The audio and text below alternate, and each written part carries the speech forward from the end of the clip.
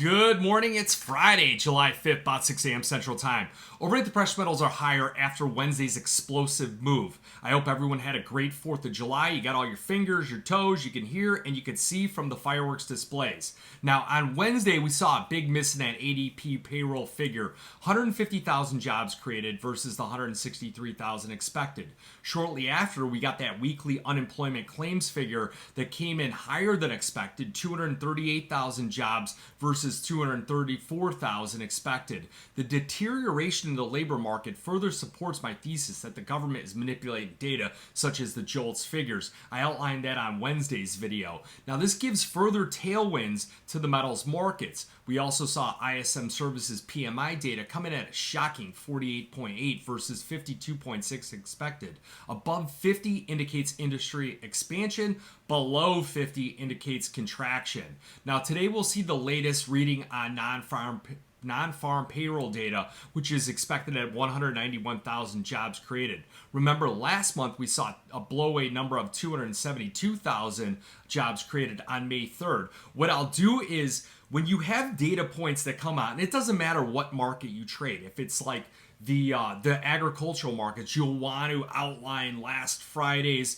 the planning expectations. Draw a vertical line on that particular day. Put the notes in right below that chart and say, hey, what happened? We saw corn come in higher than expected. Beans were lower than expected. You put in 272,000 jobs created, and then you indicate what had happened on the gold market. Gold was down on that day. So we don't want to see a number to say like 225,000 or greater. They might have a small rug pull on the metals markets. Now, I'm not expecting that type of number to come out. I'm just saying that be aware of it. So if you catch these moves into, again, these data sets that can move the market, you want to trail a stop, reduce exposure, things like that. Now, we do have an explosive move on the copper market right now, which I find very interesting. So, if we do get another uptick in the unemployment rate, that could also help support the gold market. And that's what I actually think. So we got the 272,000 jobs created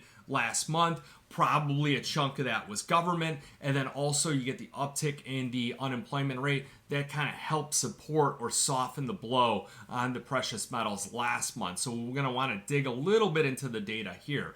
Now, on Fridays, my general routine is to notice the performance of commodities and then also the CME's Fed Watch tool. So the best performer this week, soybean oil up 11.3%, followed by copper 6.7%. Where's silver? Up, it's the fifth best performing commodity, up 4.5%. So the second thing, again, that I always look at, CME's Fed Watch tool, just Google it, and it will pop up with a link. You click on it, you go down, and you'll see it defaults to the July meeting, whatever the next meeting is. We only have an 8.8% chance of an interest rate cut at the July meeting. However, September is the one you guys all want to watch, where it is a 74.4% chance that the Fed does their first interest rate cut there. Now, taking it to the charts, you look at copper. With this move up here, about 3.5% today, that's going to take copper back to a neutral trend. It will take it above the 50-day moving average, and we're going to want to watch on Monday to see if it can further extend its gains and hold those gains for longer than, say, an hour above our trend root neutralizer point. That sits right around 470 at the moment. Looking at the gold market, back above the 50-day moving average, but we got to get above like 2386 in order to, break back out to the upside, threaten the 2400, threaten the all-time highs, 2448. Back it was like May 23rd or something like that when we had broken out there. You're going to want to trail your stops up, raise that protection up in case this is the rug pull when we get the jobs data coming out. Silver, little disappointed today.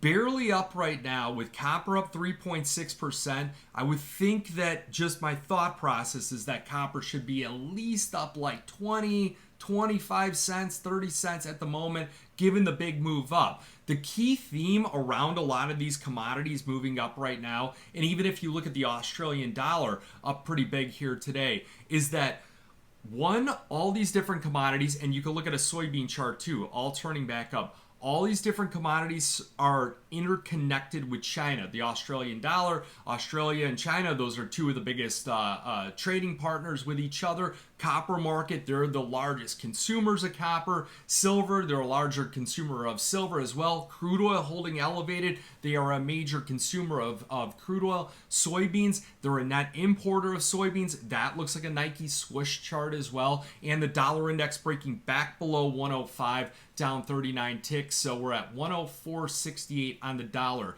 Remember, the NASDAQ is one of the better performing indices in the month of July historically. Also, the Dow is. And then remember that it fits our key thesis that we're seeing that deteriorating growth and things like that. So, from a historical standpoint, and remember, history does not have to repeat, that cyclical growth and then also momentum is one of your better performers in this type of environment, which is the NASDAQ, and your lagger, which if you look at the Russell here, 2049 down 4 ticks, negative on the day, is going to be that small value caps, which is like the Russell 2000. So that tends to lag in this type of environment. So you got any questions, give me a call. Going to be around all weekend, going to be checking out these charts and everything else.